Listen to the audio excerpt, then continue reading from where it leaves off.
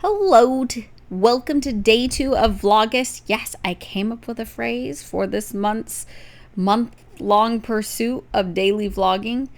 Right now, I'm picking up the stitches on my blanket. I always get nervous at this point. I don't know why. It should always just add up. But for some reason, I'm always like, well, what if I'm like one stitch short? I don't know. I overthink this. I totally get it. Guys, I hope you enjoyed my little talk on our first concert together in the K-pop world. It was really fun to share with you, and I was like, okay, what can I tell them today? And today I'm going to tell you about the thing that actually really pulled me into this world, and what got me to kind of fall in love with these bands, and that is their YouTube channels. Now, you think of musicians' YouTube channels, obviously music videos, cool, but these K-pop artists, their YouTube channels are they're like channels. They have entertainment on there.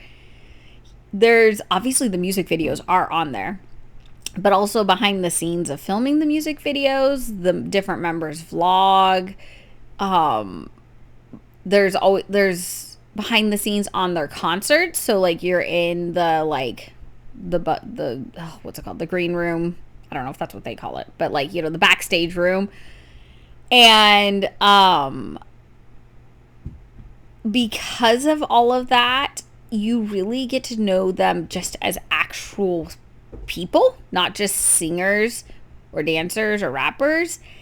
And it genuinely it pulls you in. You're suddenly emotionally invested, because you're like, oh my gosh, I saw how much that really exhausted him, or oh my gosh, he's so funny. And now that I'm watching him in this music video, that mischievous glint in his eye actually means something. And I have found that probably almost with every band that I have really gotten into, that is how I got into them. It was actually through their channels and getting to know them individually and personally.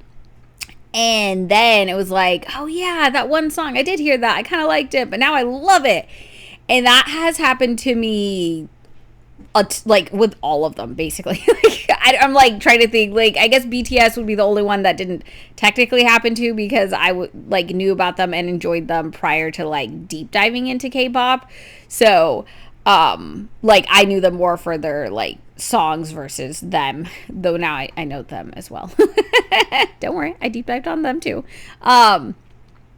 So that is something I actually was really surprised about. And when people do talk to me oh, you like K-pop? And you're like, yeah, but it's because I'm so invested into who they are via their YouTube channels and all the other shows and entertainment they're on. Oh yeah, I didn't even talk about this part. They literally have episodes, fully produced episodes of them doing, say, a mission or experiencing something. And so you really actually, those are the ones too that you really get to see them, because you get to see their competitive side or the humorous side or the emotional side. And it just really pulls you in, and you really genuinely get so invested into each band's life. And it's I don't know if I'm explaining it well. I hope I am, because it really is just so fun to get to know them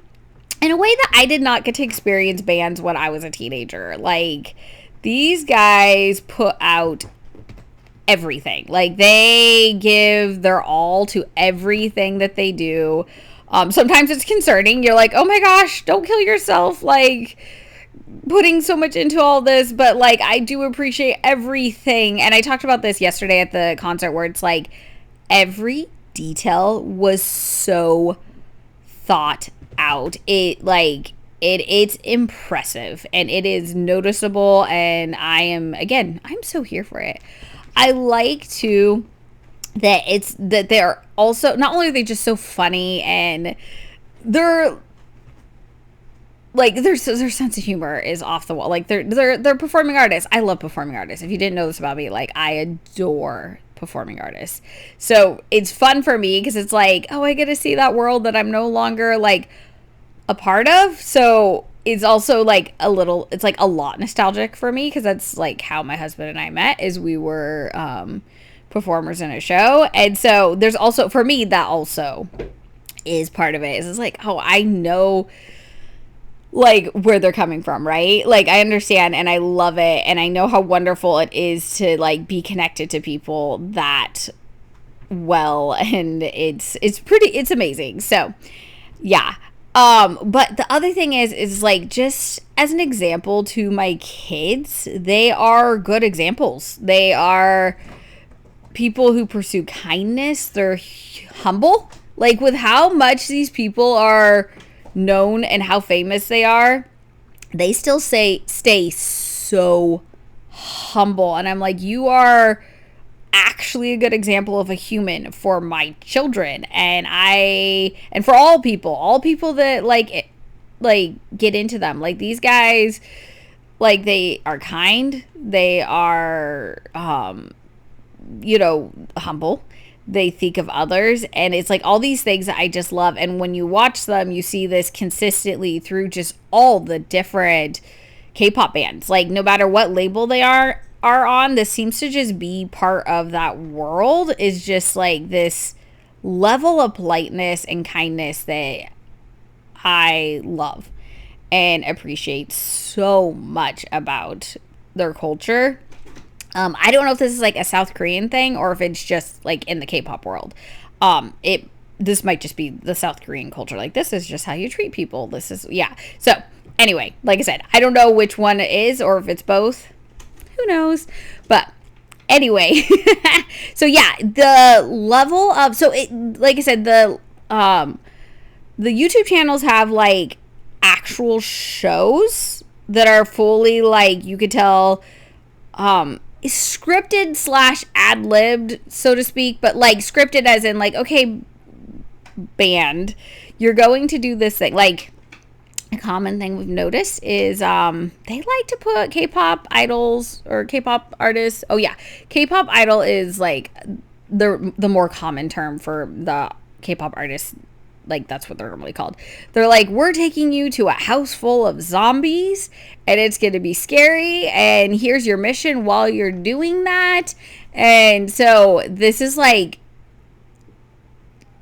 the type of stuff they do. And it is like they hire actors who dress up as zombies that chase them around as they either are like the strong one or the scared one, or it's actually kind of like, that's where you start falling in love with them, because you start seeing their different personalities and how they respond to these situations. And I am just saying, it is worth it, and it's well done. Like it's well lit, the music or the music that they're well mic'd. It's this very high produced stuff and well thought out, and it is something I didn't know I would get into, because I've always been someone who's had a harder time with subtitles, and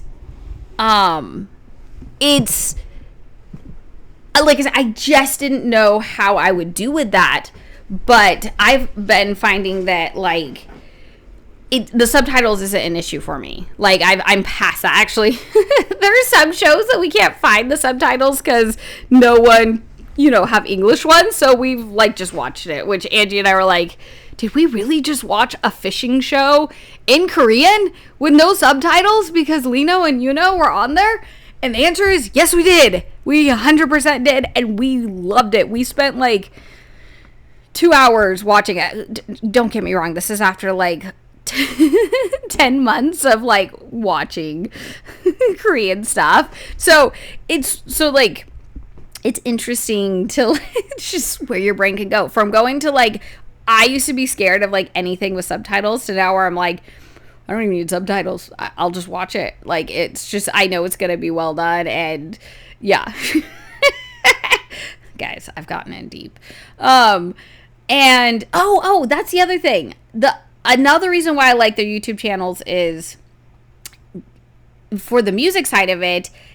is the music videos have English subtitles on it. So even though, like, when I'm listening to it, you know, through whatever music platform I listen through, I've most likely taken the time to just go watch it with subtitles on their YouTube channel so that I could actually know what the song is about. Because that's something I'm getting told, oh, how can you handle listening to music you don't know what they're saying? And it's like, well, kind of already do, because it's kind of like a full-fledged experience. It's not just listening to music. It's like an experience, all of it. It's like, oh, new music video. Okay, let's watch the video, then let's watch it again with subtitles, because sometimes you just want to watch the full video without having to read the words.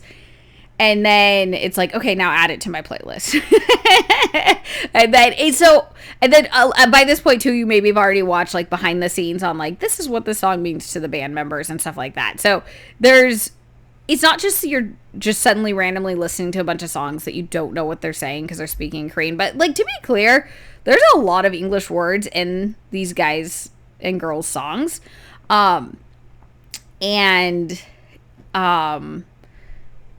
Some of them are actually fully in English. Like it's like there is a lot. I mean, yes, there's some that are, you know, tons of Korean. Obviously, that should be that way. But there is a lot more English within. The more you get into it, you realize like, oh, they're actually just speaking English. So anyway.